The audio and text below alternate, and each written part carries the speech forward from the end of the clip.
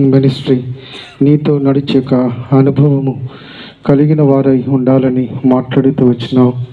అంతేకాదు ఆ పరిచయం నిమిత్తమై నీతో నడిచడమే కాదు, నిజముగా తండ్రి రాహాబు అయితే నిజముగా నడుచుకొని తనను బట్టి తన ప్రవర్తనను బట్టి నిజముగా తన కుటుంబస్తులందరినీ కూడా రక్షణలోనికి తీసుకుని వచ్చిందని నీ వాక్యం ద్వారా వింటూ వచ్చినాం.